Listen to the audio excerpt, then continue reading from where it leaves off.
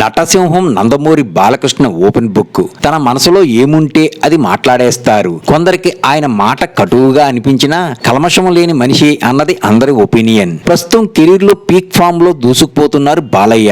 అటు talk show host గా, ఇటు కథానాయకుడిగా తిరుగులేని ఫామ్ లో ఉన్నారు. నటసింహం నందమూరి బాలకృష్ణ గతంలో ఇచ్చిన ఓ ఇంటర్వ్యూలో తన కెరీర్, వ్యక్తిగత అలవాట్లపై ఆసక్తికరమైన విషయాలను పంచుకున్నారు. ముఖ్యంగా పల్నాటి బ్రహ్మనాయుడు చిత్రంలోని వైరల్ ట్రైన్ సీన్ పై ఆయన సరదాగా మాట్లాడారు. తొడగొడితే ట్రైన్ వెనక్కి వెళ్లిపోవడం ఏంటి అని తనను కొందరు తెలిసిన వాళ్ళు అడుగుతున్నారని, అప్పుడు నాకు కాస్త ఎబ్బెట్టుగా అనిపిస్తుందని చెప్పారు. షూటింగ్ సమయంలో అప్పటి వాతావరణంలో ఆ పాత్ర మూడ్ లో ఉన్నప్పుడు అనిపించకపోయినా తర్వాత ప్రేక్షకుల స్పందన చూసినప్పుడు అసలు ఇది ఎలా చేశాం అని అనిపించినట్లు చెప్పారు. అసలు రైటర్స్ ఎందుకు అలా రాశారో, నేను ఎందుకు ఒప్పుకున్నానో, దర్శకుడు ఎలా తీశాడో ఇప్పటికీ ఆశ్చర్యం కలుగుతుందన్నారు. ప్రస్తుత చిత్రాల్లో డైలాగులు, మేనరిజమ్స్ లో సహజత్వం వైపు మొగ్గు చూపుతున్నామని, అయితే తన డైలాగులు ఎప్పుడూ అర్థవంతంగా ఉంటాయని స్పష్టం చేశారు. బాలకృష్ణ తన వ్యక్తిగత అలవాట్ల గురించి కూడా ప్రస్తావించారు. తన గొంతు కోసం పొద్దున్నే లేవగానే చుట్ట కాల్చే అలవాటు ఉందని చెప్పారు. ఉదయం 3:30 గంటలకు లేవగానే చుట్టతోనే తన రోజు ప్రారంభం అవుతుందని తెలిపారు.